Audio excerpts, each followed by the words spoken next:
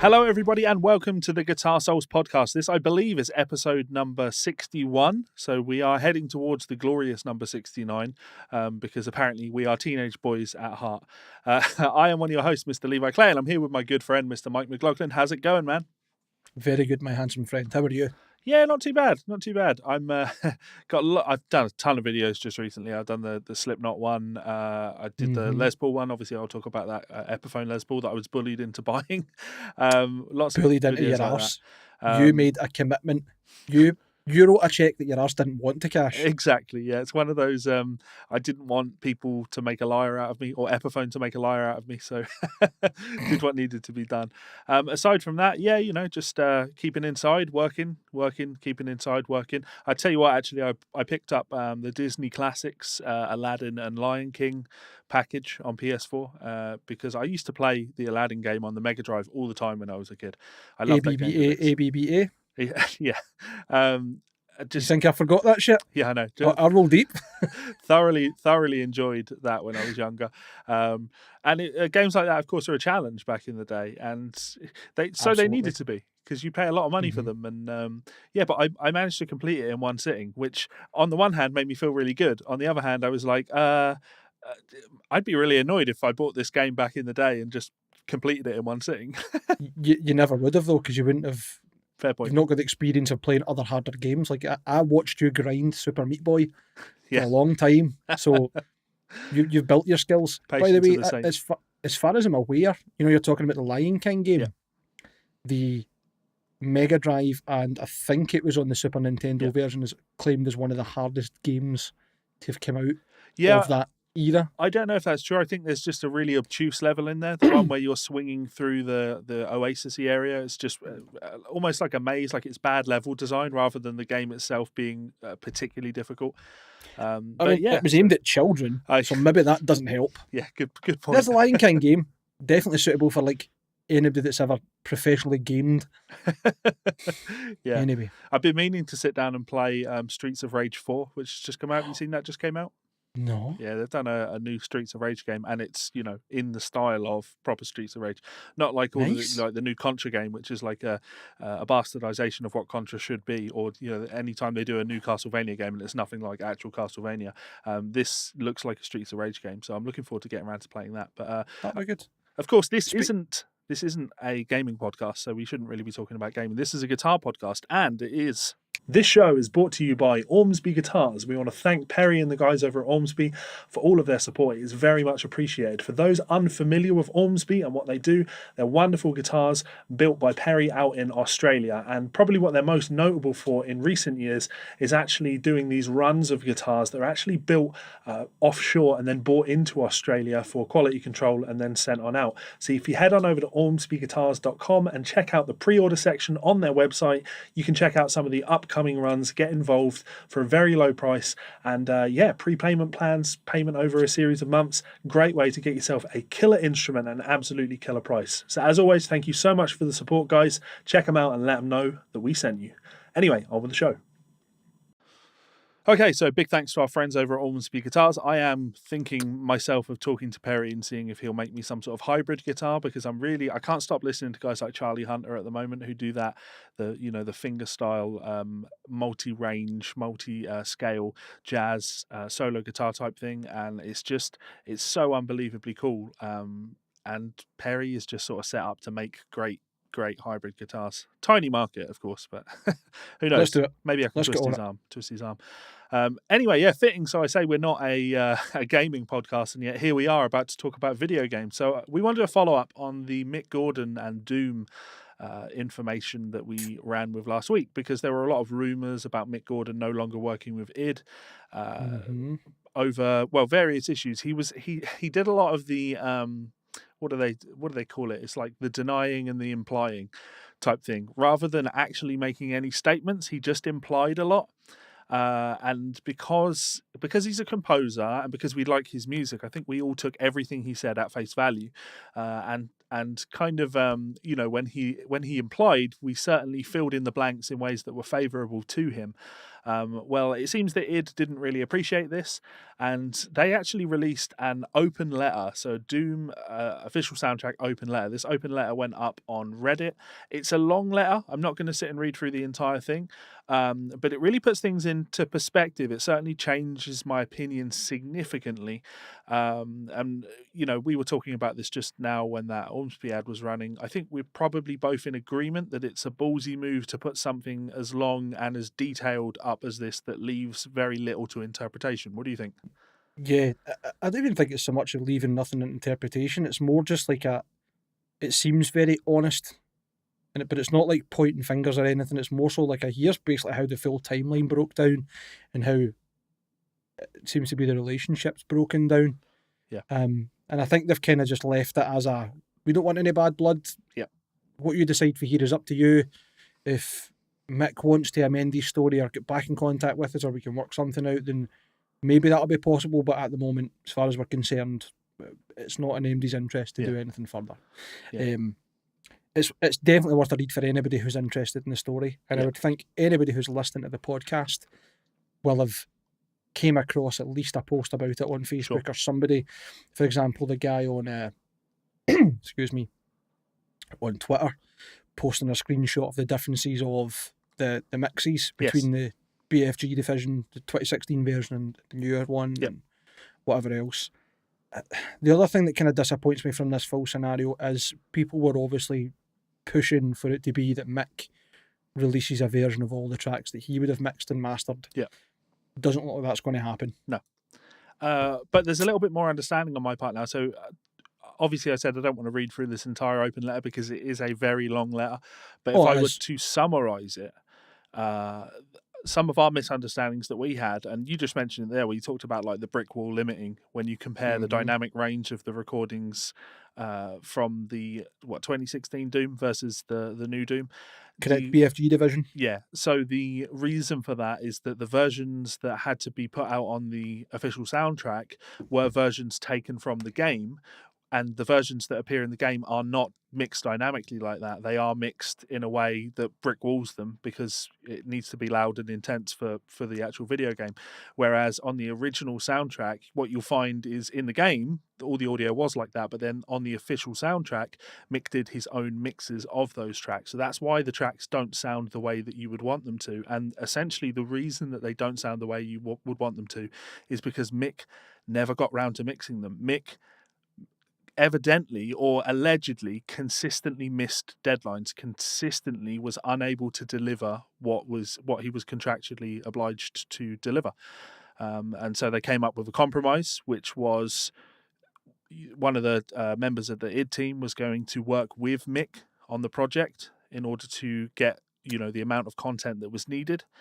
There's talk about moving Mick's bonus structure to line up with the new deadlines that he was given, but he was still unable to hit all of his deadlines. Essentially just turned out to be rather unreliable, and that's shit happens. I'm not gonna attack Mick for that. I know what it can be like when life gets in the way. Hitting project deadlines can sometimes be difficult, and to be fair, he hasn't really, as I say, he never really slated id, never came out and said they're useless bastards or whatever, but certainly did enough implying that would lead his fan base to come to that conclusion. And he was throwing shade for sure, especially the comment about the reason that track sounds so madly timed is because somebody who doesn't understand music put it together. Yeah. Like that's just a shitty comment to put towards somebody who's like the lead audio designer or whoever it is that's going to be in charge of putting the music together at that point.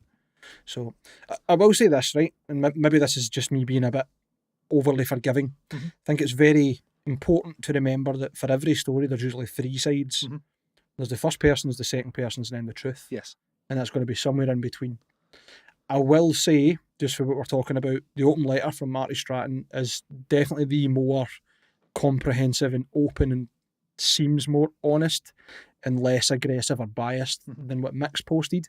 Granted, as you said, Mick's not posted a lot, so we don't have a lot to go on. I still think it's going to be somewhere in between. Yeah. Ultimately, for me, I think the most important thing is up until this post went up, everybody that looked at this as a story, us included, absolutely lambasted id. You know what I mean?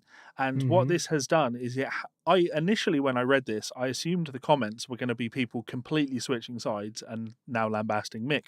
But that isn't the case. This has been extremely well received by the Doom community. They've certainly read this and said, real shame to hear that.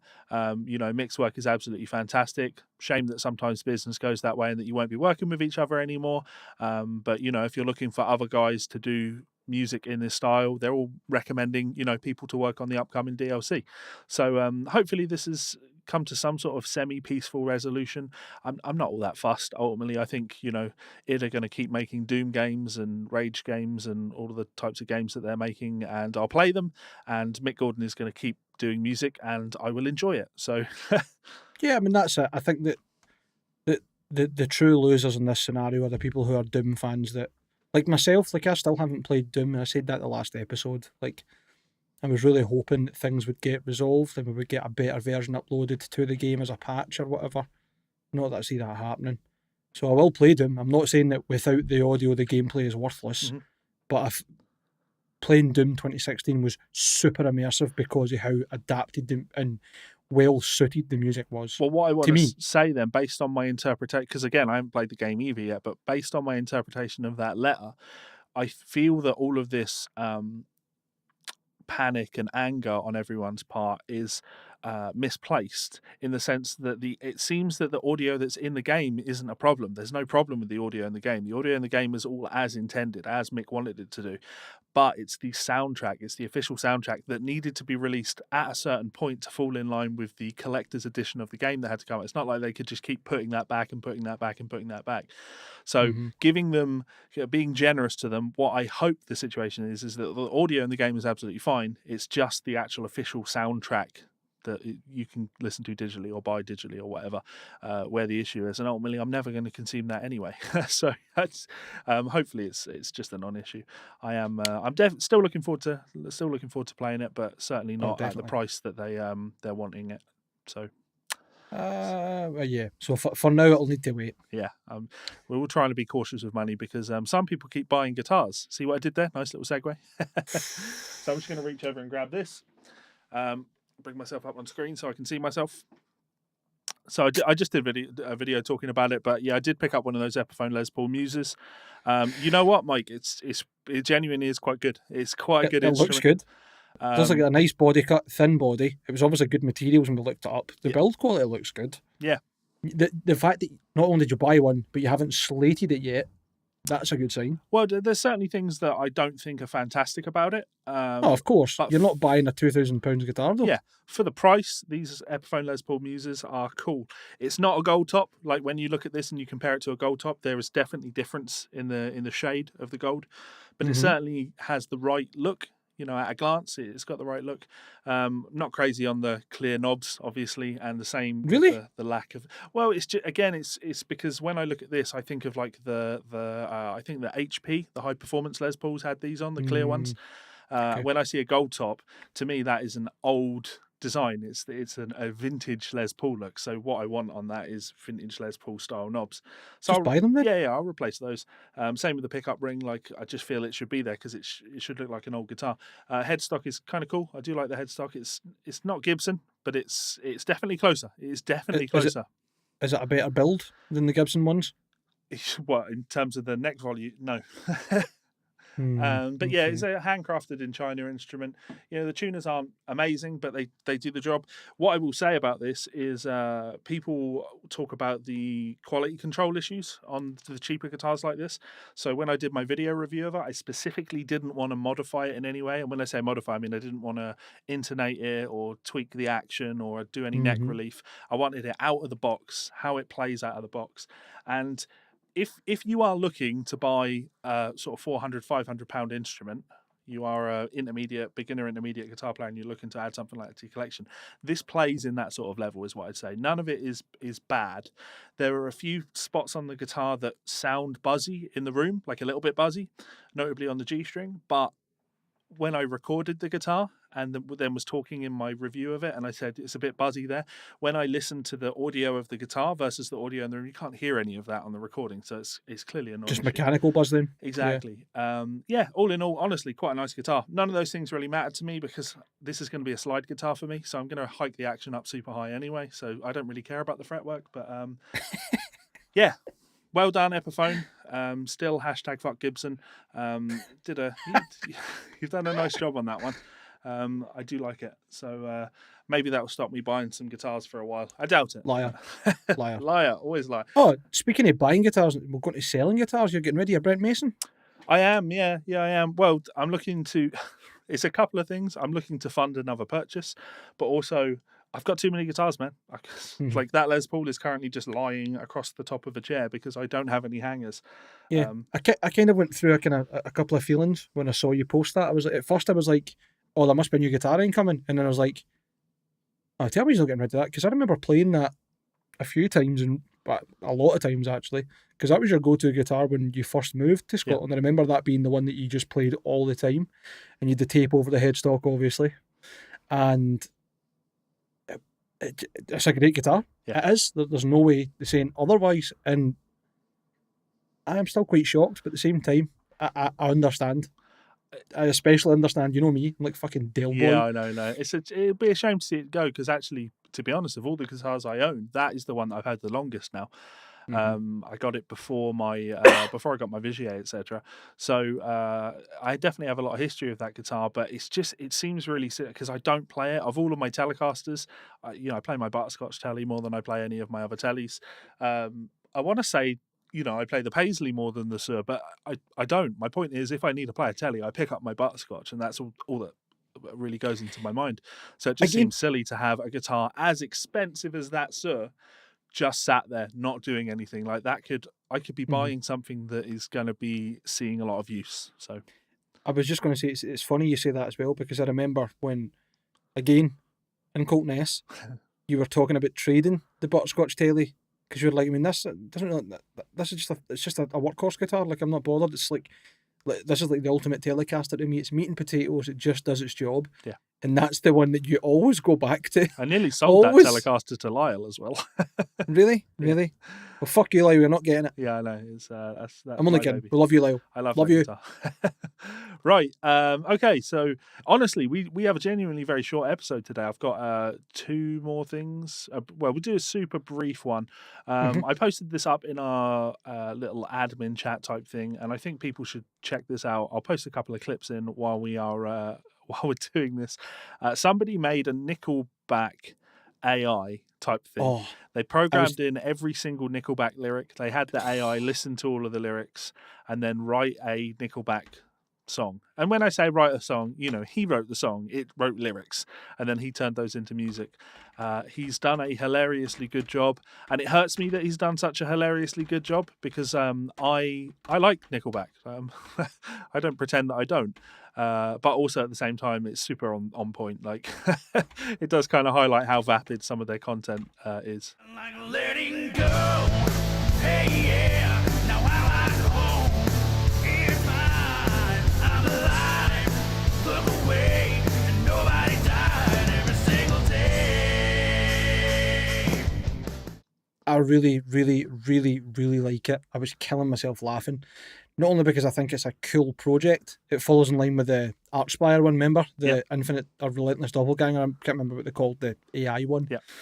But just the idea of a pop band, a pop rock band, a mainstream rock band that sells out stadiums. And when you talk about mainstream rock, Nickelback are the biggest band there. Like, you can't deny it.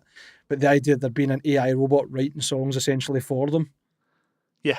That being a reality is just fucking madness. It could very much be a South Park episode, going into whoever Nickelback are signed with, going into their record office, like going into the label office, opening a secret door, and then finding a machine in there that just spits out Nickelback songs.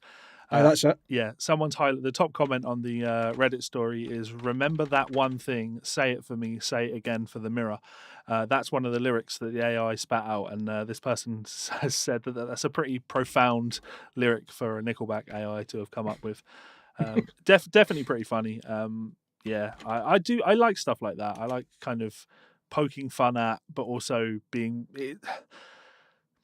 I guess what I'm trying to get at here is the guy that has put this together. He's not demonstrating no musical talent. I think he's using his musical talent to highlight some of the comedy in other musical situations, which is kind of cool because you couldn't. It's not like the computer has written the song or performed the song. This guy has done it all, and all of his singing is it's parody Nickelback, and the vocal harmonies again they're all parody Nickelback. But he's doing a good job of it. So that some musical skill has gone into this, as well as comedic skill.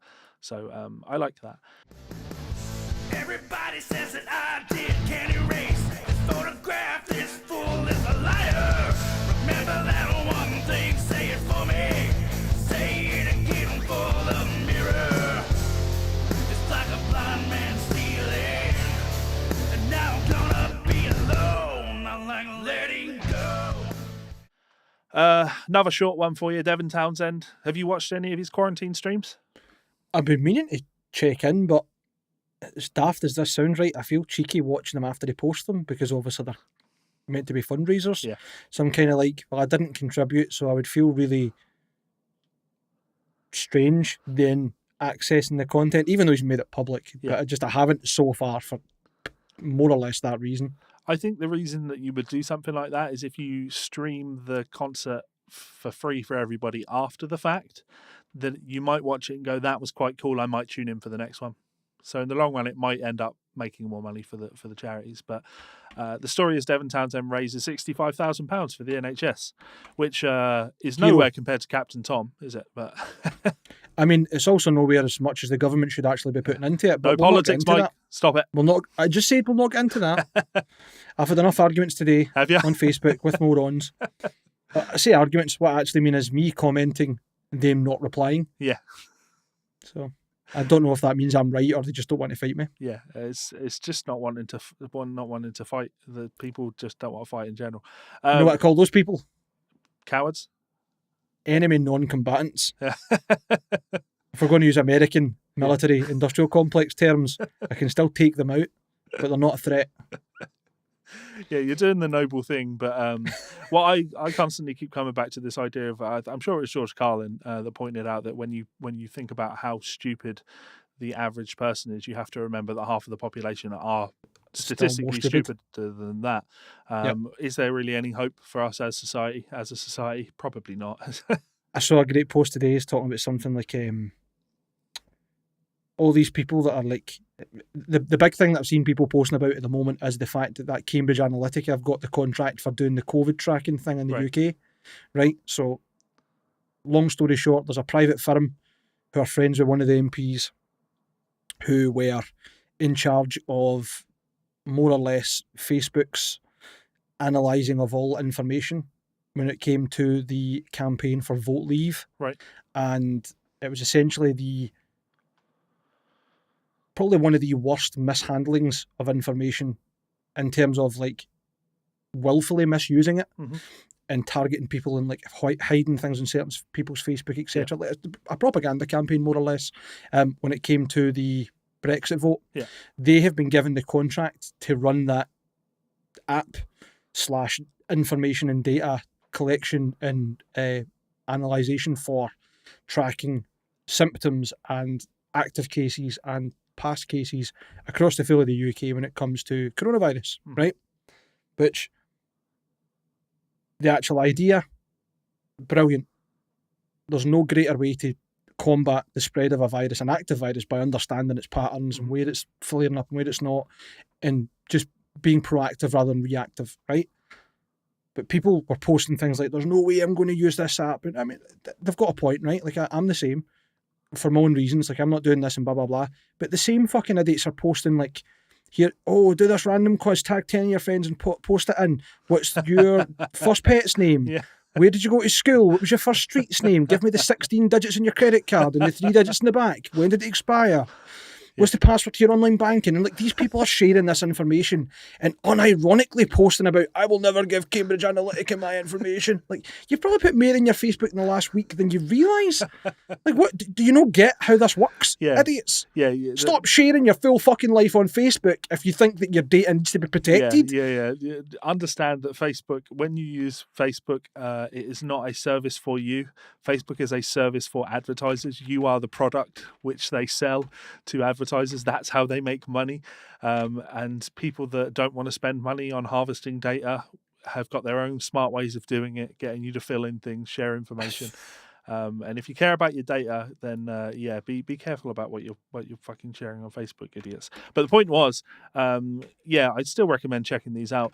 They're actually really impressive to watch, these Devin Townsend concerts, because how well he does the one-man operation, the one-man show type thing, right? So it is just him. He's vision mixing it live. He's got a little controller next to him that he uses to switch between different cameras, which he does while playing and singing, motherfucker.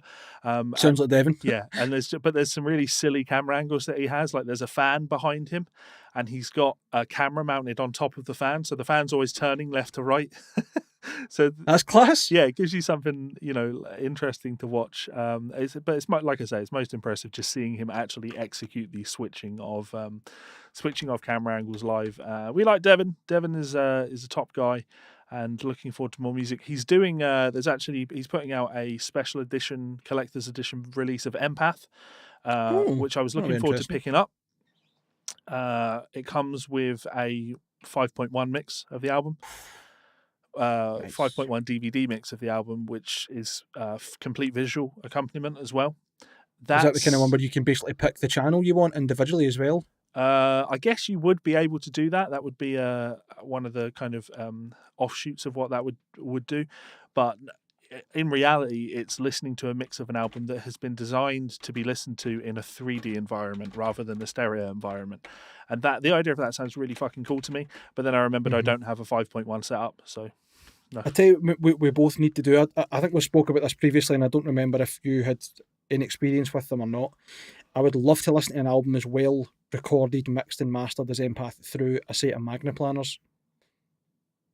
The panel speakers, have you heard of these before? They're like it's not a speaker, it's basically wires wrapped around a frame, right? So imagine like a room divider. That's basically what it looks like, but that's actually the speaker, and you have no idea how good these sound. Like, they are completely full range because they don't have a cone. They don't have to worry about what frequencies it can handle and what it can't, and farting, etc. So the better the amp you've got and the better clean signal you've got going into these things, it's fucking ridiculous. I've got a friend who stays not far from us who has a set of these in his living room, and he's got a really good digital audio converter, etc., and like, I checked some out when I was in New York. I've got some friends out there that are really into the high definition audio thing, and they have like $30,000 audio rigs that they use to listen to music, and you have to buy special HD versions of the tracks and shit like that, right?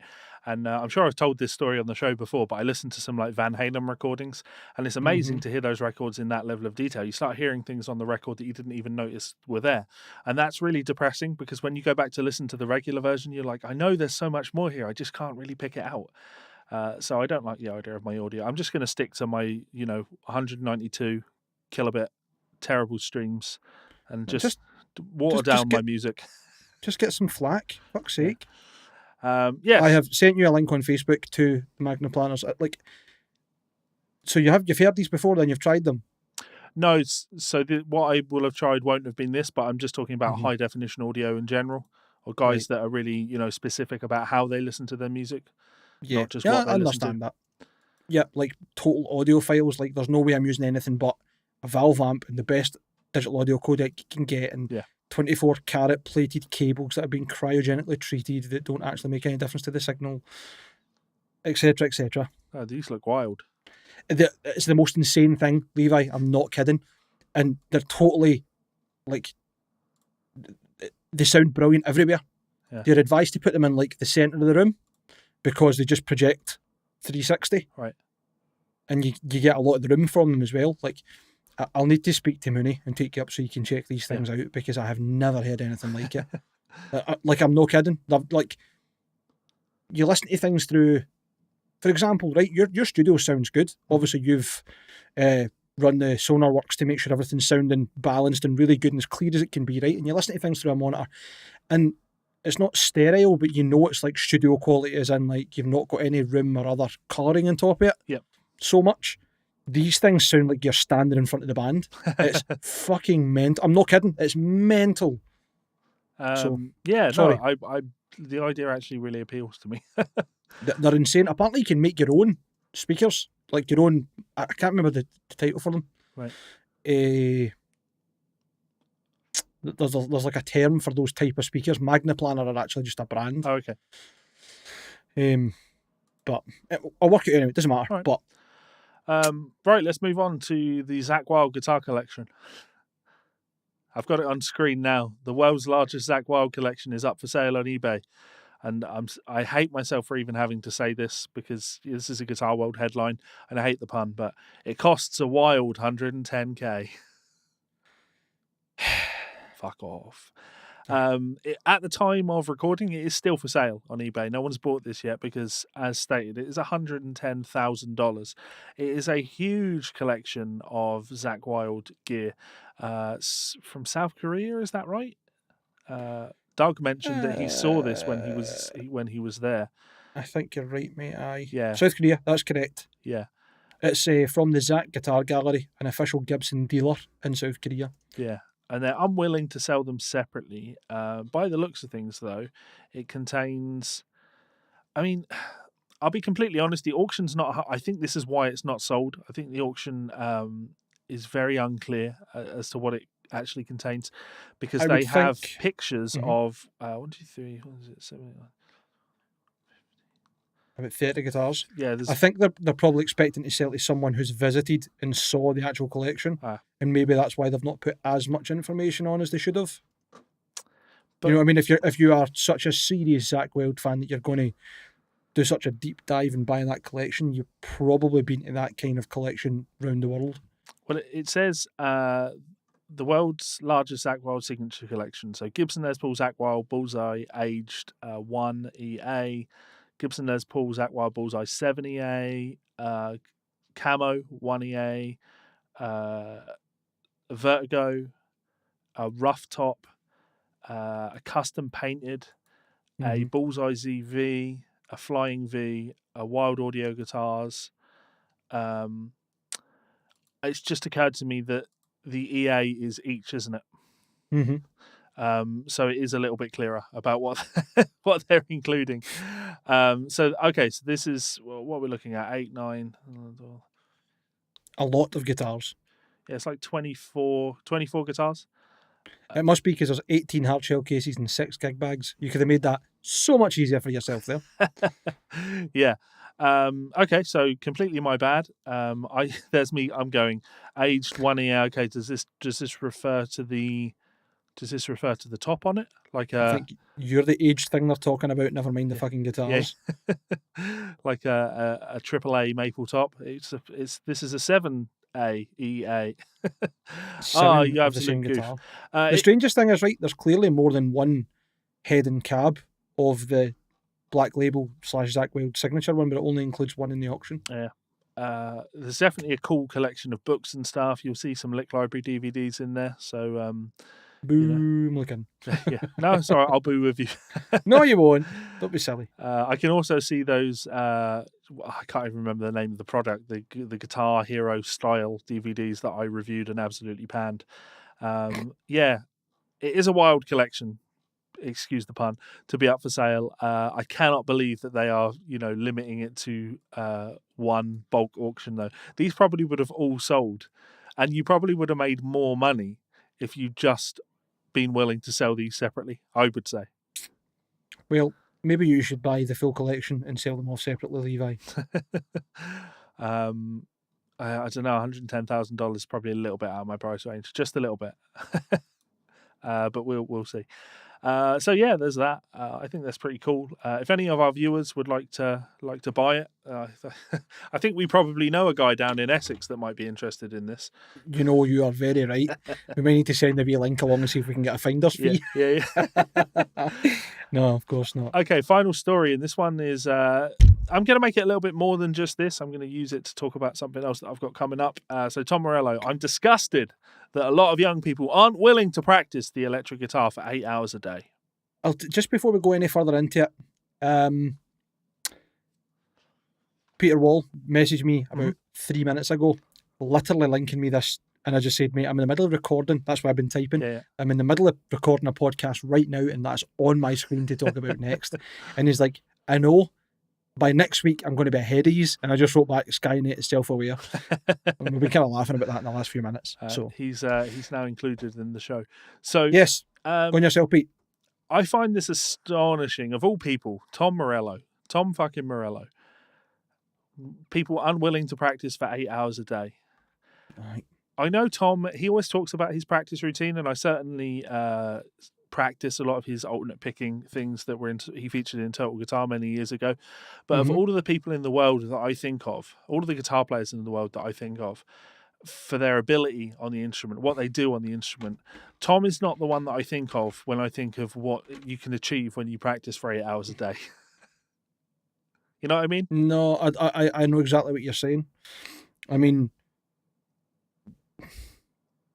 Steve I's 24-hour workouts, you're talking about the guitar workout, right? But you've not done it yet? No. Next week? I'm doing the 10-hour workout next 10-hour Saturday. workout, sorry. I'm Right, live streaming a 10-hour practice session. I don't know why I said 24 hours, right? 10 hours. I mean, that's brutal enough, right? Yeah. That's only 2 hours less than Tom Morello. Or sorry, more. But there's quite a staggering difference in ability. Yeah. I'm not saying that practicing 10 hours instead of 8 makes a difference, but I think what you do in that time definitely does. Yeah.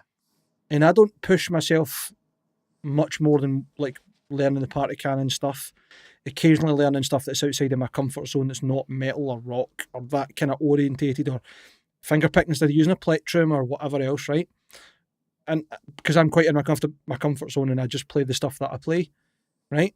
And that's obviously Tom Morello's problem as well. He's hardly playing like fucking Latin fusion in 9/8. It's just, you're playing drop D and literally playing the easiest riffs that anybody can play. And that's not a slight on them. The tracks are great. I really do like Rage Against the Machine. But who the fuck are you to judge anybody about being disgusted, as you put it yourself, about like practice routines? Yeah. First of all, you make a ridiculous blanket statement that people don't want to practice. Secondly, you don't have to practice for 8 hours a day to get good. Uh-huh. You could have a 1 hour or 2 hour practice routine that is absolutely fantastic. Yep. Maybe more, maybe even less. Yeah, you could You might be practice one of these for 15 hours a day and achieve nothing. Exactly. Or you could be one of these incredibly lucky people who just take and just like, I'm not saying they're natural, but they pick things up so well. Yeah. And it's almost like music is another language to them. Sure. If you know what I mean, it's almost like it's an internal process. It's not like I need to learn this and understand it. It's I already understand it, but I don't know why. You're talking about Lyle again, right? He's one of them. Yeah. Lyle's a frightening player. I remember you having your fretless in VGA. And I remember him just being like, I've never played a fretless before. And then picking up and playing like a fretless version of Sultans of Swing, and it was all slide. Yeah. But like not missing a note. Everything was sustaining really good. It sounded great, it dynamic. And I'm just like, is there anything you can't do, you wee dick? You wee dick. Let me read the actual quotes from Tom, because I think the full quotes really sort of highlight what a stupid thing he's argued, because I think it highlights, for somebody that considers himself one of the great thinkers of our time, it highlights how limited his thought process is. So he says, I'm disgusted by the fact that a lot of people these days aren't willing to sit down and practice the electric guitar for 8 hours a day. Then goes on to say that they're all looking for an easier route to become famous. Look at the top 50 songs on the radio in the US. There are no guitar solos in them. Tom, shut up, you absolute fucking clown, right? You can practice for 8 hours a day and then at the end of that decide to write songs that don't have guitar solos in them. In fact, I would say that if you practice for 8 hours a day and the result of that is that you force guitar solos in every single one of your songs, you've learnt fuck all. You've learnt fuck all about music. Just as important as that, like 8 hours of practice doesn't make you a good songwriter. It makes you technically proficient. Yeah, potentially. You could do. You could, in theory, right? You could practice every day of your life for fucking 12 hours, right? And you could eventually get to the point where you can play 24 notes per second, which was the thing that internet used to go mad about 10 years ago. Just nonsense. Look how fast they can play, right? Brilliant. I can run up and down scales for fucking 10 hours and my fingers don't get tired. Cool. Can you write a song? A catchy song? Oh, probably not. Right? What the fuck? How's that important? But here's the thing. Technique is really important, right? But it needs to be applicable. Tom is one of those people that will talk about songwriting. Like on his masterclass thing that he released, he talks about songwriting a lot. And it's, songwriting is clearly very important to him. Obviously, that's how he's made his fucking living, right? He's certainly not made his living for his guitar prowess. So to then sort of categorize or grade songs by their measure them on how many of them have guitar solos in. Do you have any idea how fucking stupid that sounds? Like, that's absolute fucking nonsense, because you could put on a Monuments record, I love Monuments, and you're not going to find guitar solos on those songs, right? Does that somehow make them lesser songs? I can put on songs that have guitar solos in that I think are garbage. Here's a great example. Red Hot Chili Peppers, Californication. That would be a better song if you took the guitar solo out of it, I think. I think it's a poorly executed solo. But I think that in itself is maybe not to defend or go against what you're saying. I think that's part of the charm of Frusciante and the Chili's in general. You know it's him playing, good or bad. That's just his style. Yeah. You know what I mean? I'm not saying that, you should give him time because he's a great player. He's not. He writes cool tunes. Yeah, the thing he does, he's also mental. He does fucking well, and I respect that.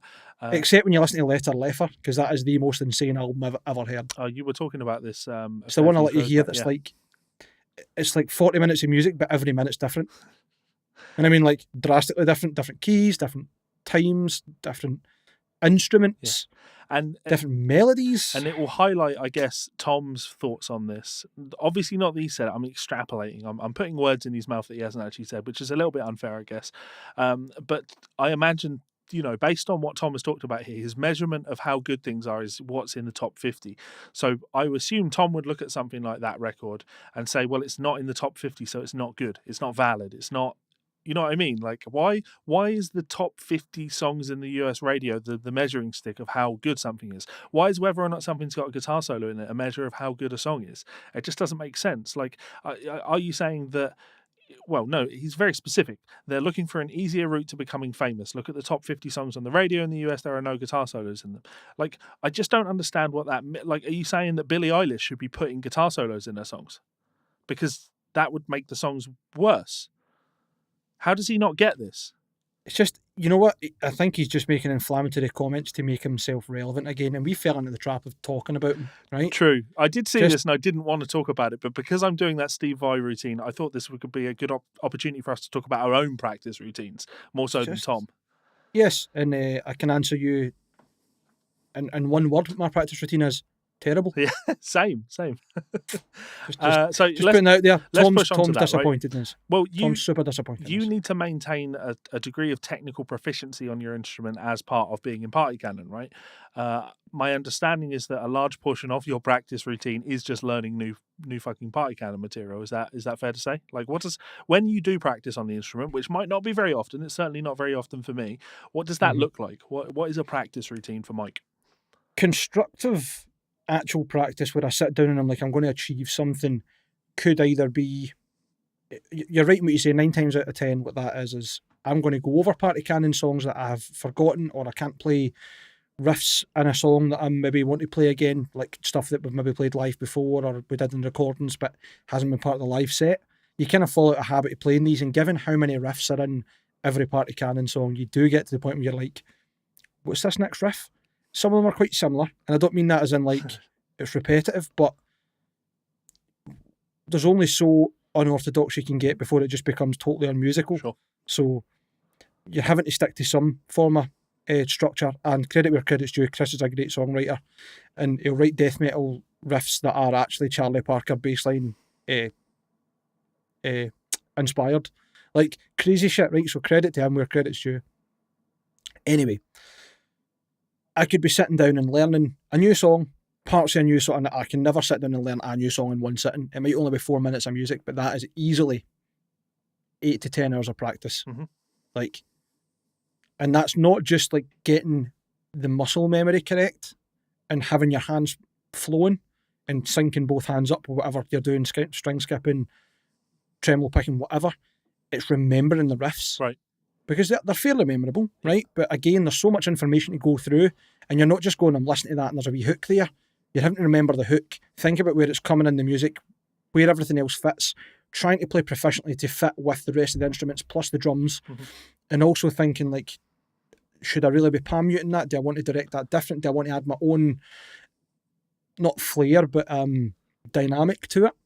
So that's, when I'm sitting learning new party canon stuff, that's the majority of that. But I would say, talking about just general practice routine, I try and pick my guitar up at least once a day. 15 minutes, half an hour, doesn't matter. And I really like trying to continue to develop my ear. You and I have had it a couple of times putting songs on and trying to work chords out and whatever else and just doing our thing. I like doing that in the house, and Nancy will put on like, I don't know, man. Like the last things I can remember jamming over was like Megan Thee Stallion, like American female rap, or what, just random pop tracks that I've never heard, stuff off new albums, whatever else, right? Like, doesn't matter. See, once they're on, I'm like, my brain instant's like, cool, you need to try this out. Like, you need to jump in and what key's that in? Can you solo over that? What kind of feel has it got? What kind of licks would fit over that? What's the main melody in there? What can you latch on to? And my brain does that subconsciously. Sometimes I can't help it. Like, Nancy was listening to a song the other day, and genuinely I thought the song was like stuttering.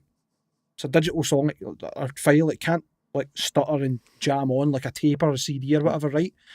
But what it was one of the vocal licks in the song, the note that was sticking in my head was the same note that must have been like a resonant frequency in my kettle going.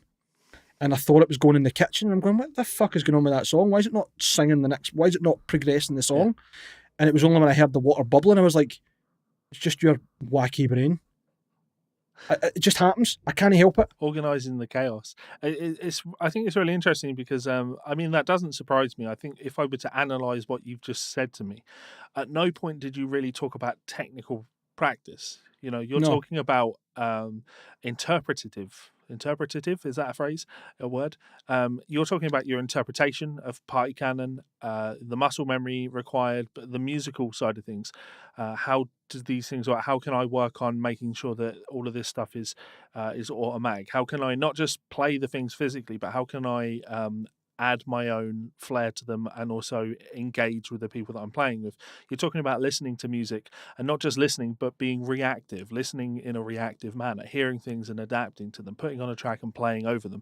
So does that mean that you'll never, practice for you would never really include using a metronome, putting on a click and practicing an actual physical technique? If you mean maybe just like exercise-based practice rather than... You know what? No, not really. But I think part of that already gets covered off when I'm doing the party canon stuff. Like, just for clarity for everybody to understand, when I'm learning party canon music, I'm not reading sheet music. I couldn't read sheet music if I fucking tried. But tab, I can almost sight read. And the tabs of the... I know that sounds mental. I know, right? So, tell me about... Sometimes I get party canon tabs and I'm like, how am I playing this already? There's no way it should be, right? But again, maybe that's just muscle memory taking over. Anyway, all the party canon tracks, or pretty much all the party canon tracks, have been programmed into Guitar Pro. So there is a MIDI track with the guitar that's perfectly in sync with whatever time changes and tempos we've chose for the song. And if I'm being totally honest, which I think is the most stupid thing we do to ourselves, is total punishment, the tabs very often go faster than the actual track. We'll usually learn the songs a good 10 or 20 BPM above where it should be, at least for the fast parts, right? Which usually transitions into when you get to the studio thinking, this is fucking easy, I can boss this. And then you go back home to learn it again and practice over the top of the tab, and it's just frenetic. Like, to the point where, and I kid you not, like, see if you try and use the RSE on Guitar Pro, it just spazzes out. Because the drums are that fast, it can't load the samples quick enough. It doesn't do the fills right, it falls back behind. Sometimes even like the music will lag back, it'll drop 10 BPM for a bar or two and then jump back up. So long story short, going into what your question is, I do get some form of that repetitive technique, because there's maybe sometimes when I'm like, there's 4 bars of this music I can't get, and I'll just loop it and loop it and loop it and loop it. Yep. So to some degree I'm getting that, especially considering a lot of the licks will be abnormal shaped 16th runs or whatever else. So there can be a lot of that, just building technique and finger independence and whatever else. But I don't sit with a metronome on and time my picking or run through scales on a metronome or anything like that.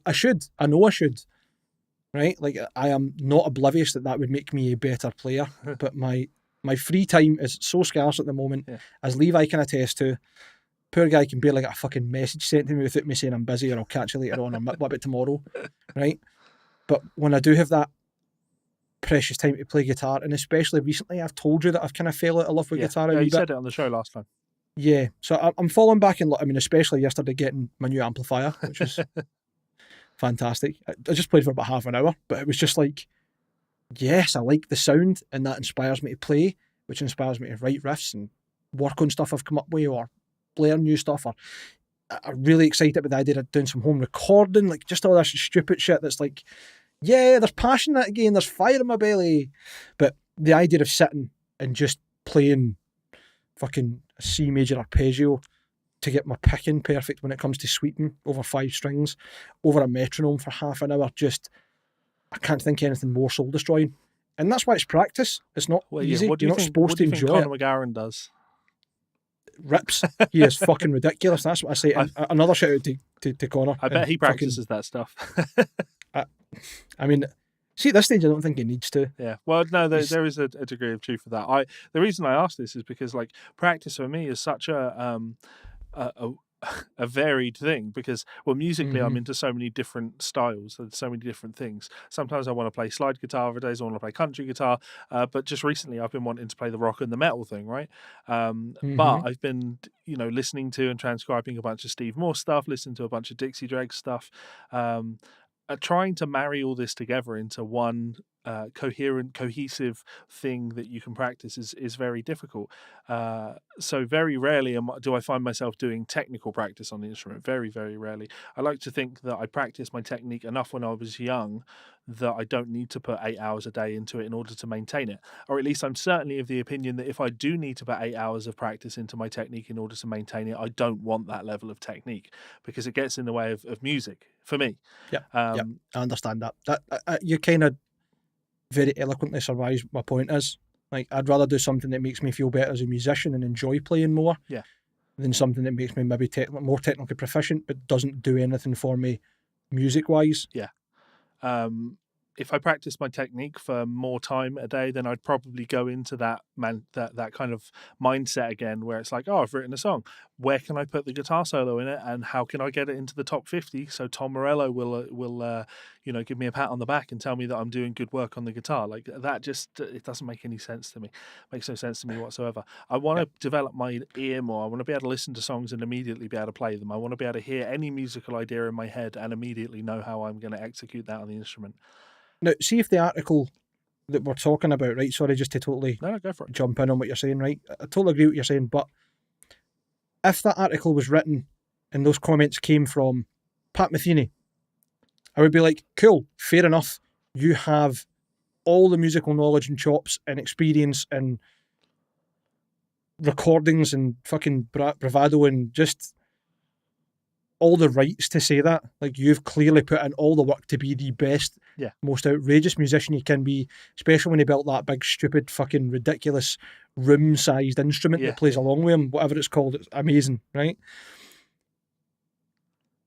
But well, you're saying that the Pat Metheny has gravitas. Tom Morello has absolutely no gravitas when it comes to in this comparison, as a subject. Yeah, absolutely. But what I find it really strange that someone who is known for playing a couple of really easy riffs has the cheek to try and rag on top 50 hits that have, I'm not going to say they've sold more than Rage Against the Machine because the band are obviously super popular, right? But like, I was going to say they're not popular for their guitar solos, and I think that's true. Rage are not popular for their guitar solos, but credit where credit is due, when Tom Morello does the creative thing in his guitar soloing style, and he's trying to not sound like a guitar player, I enjoy that. I certainly, I've never learned to do any of it, but there was certainly a period when I was younger where I considered learning to do some of his things like that. But then I like the uniqueness. I don't want to copy him. And like I say, I just don't want to practice fucking technique anymore. Though saying that, I put up that Les Paul review, and in that I do my best Zakk Wylde or Doug Aldrich impression, and it's interesting because I guess it kind of reminds me that all right, because I've been doing the Steve Morse thing, just half an hour here, half an hour there in the evenings, like 2 o'clock, 3 o'clock in the morning after I've done transcribing, I'm like, I don't want to go to bed. I want to just pick a little bit. Clearly, I've been working on alternate picking, and I've been using a metronome, etc. And it does help. It has helped because when I needed to track that solo on the Les Paul, those alternate picking runs, the Zakk Wylde type things, they felt a hell of a lot easier than they would have done 3 weeks ago. So who would have guessed practice can make your life easier on the guitar? It's almost like repetitive muscle movement sticks, Yeah. and makes you more proficient and efficient. Yeah, almost. But anyway, go on. Just fuck Tom Morello. Yeah. We'll see what I think about practice after I do this stream. So if anyone wants to tune in, I will be doing the 10-hour Steve Vai live stream. Not transcribing. Transcribing is part of it, actually, but 10-hour practice routine, a 10-hour fucking stream. It's going to be brutally hard. That'll be on the 16th. And Steve Vai himself is going to tune in. So I was just going to say, right, no joke, when you announced you were going to do it, I was like, I should just tune in and be like, you know what, Levi, I want to do this with you, just in solidarity. And then I was like, no, that seems like it's just like kind of co-opting something he's doing, and it's cool. I also don't want to do that. Fuck that. Right? I'd like to support you, but I was like, oh man, that sounds killer. Yeah. I would just get bored after 4 and be like, can I just go and do a piss and have some food? Yeah. And then I saw the message you got for Steve, and I was like, there's definitely no chance I'm doing it now. Well, I like the idea that Steve would post about it and say, I'm going to tune in and I'm going to do this 10. I've not done this 10-hour routine since I was 21 years old, and I'm going to do it again. It's super cool, man. It's so down to earth. Do it too. And you know what? It's perfect. The word you used when you were talking about Tom Morello, Pat Metheny, it was gravitas. Yeah. The gravitas of someone who wrote that syllabus, wanting to see you do it and potentially tuning in and potentially doing it along with you. It's fucking cool. Yeah. So, good guy, Steve Vai. I don't hold out much hope, if I'm completely honest. I think it's going to be a miserable 10 hours. I don't know if anyone's actually read the book, but it's a fucking Guitar Player magazine article that has then been put in into book form. So this wasn't Steve sitting down and going, you know what, I'm going to write a book. This was Steve in an interview with somebody, with an editor for a magazine. And he said something along the lines of, I used to practice for 10 hours a day. I had a routine that I used to do. And then the person that is interviewing me said, oh, yeah, what did that routine consist of? And then Steve has clearly just gone, and then just listed off a bunch of things that he'd practice.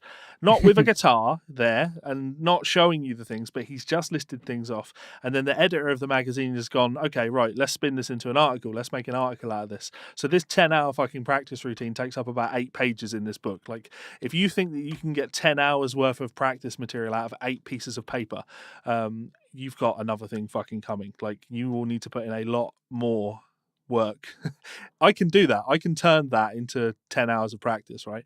I'm not looking forward to it. But if you were a beginner guitar player and you got given that, here's 8 pages, off you go for 10 hours, like, you just don't have what it takes in order to extrapolate information from that and turn it into something challenging. But of course, I'm not going to be able to say any of that on the actual stream because Steve's going to be there, isn't he? So well, I mean, I would say that you probably could say anything you want, because Steve's message to you not only was, I would love to tune in and do this with you, it's great that you're doing it, but also him pretty much answering the criticism that you had of it already. Just like, here's the reason why I done it, and here's the mechanics behind it. It's certainly why I thought it at that age. Yeah. So you can say what you want, you know what I mean? Yeah.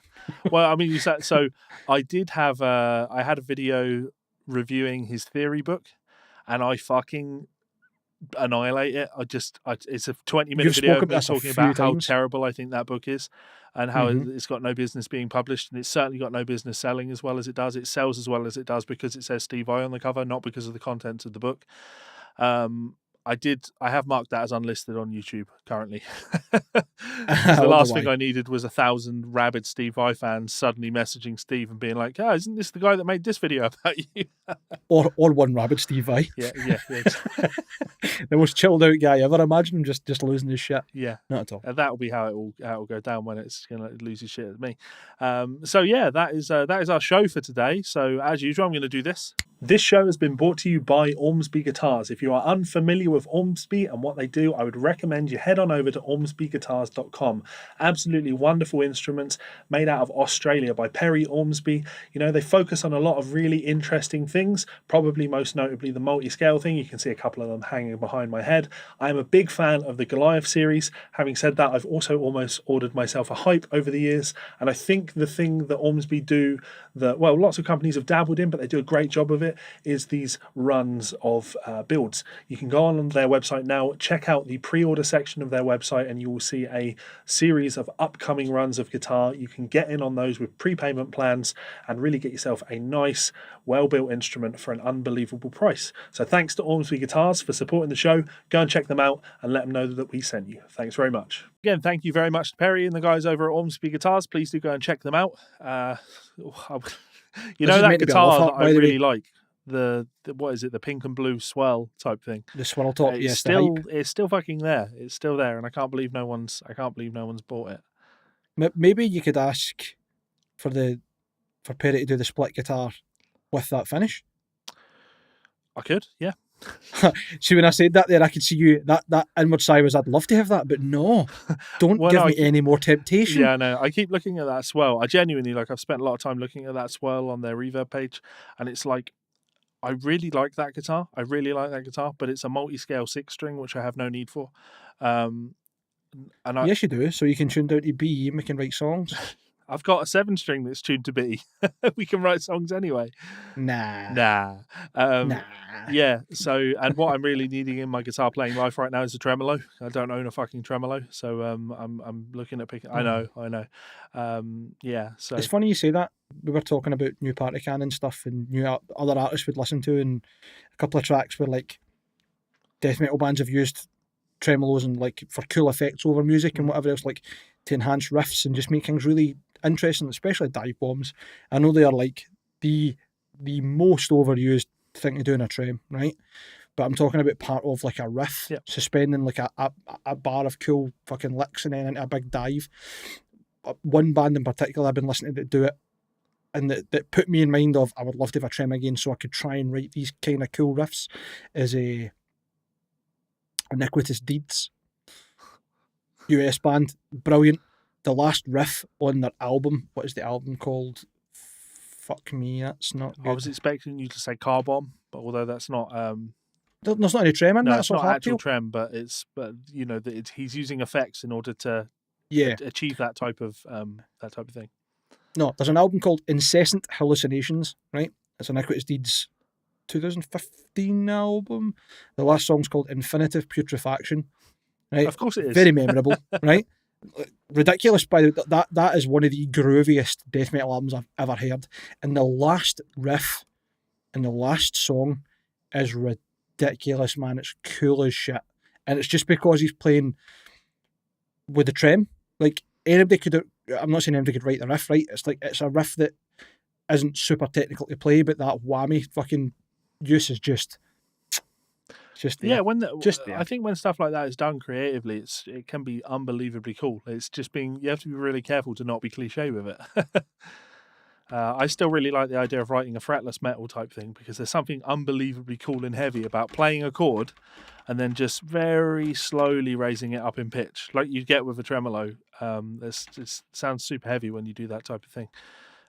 So yeah, such is life, though. You know, writing. I am writing again. I'll talk to you about that nice. after the show, because this is drama-y type stuff that you wouldn't really want to talk about on the show. I know, us not talking about drama on the show. I'll tease you with that thought. I just meant more you being in drama. I know, outrageous, isn't it? As always, thank you very much, guys, for tuning in. I hope you're enjoying the show. Hope you're enjoying the shorter weekly format type thing. If you are, please do let us know in that comment section. Reach out.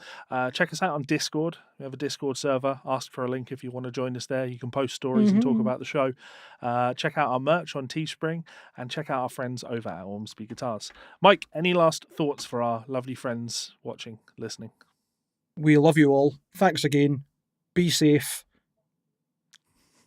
Look after He's yourselves. done it again. Until next time. Bye, fuckers.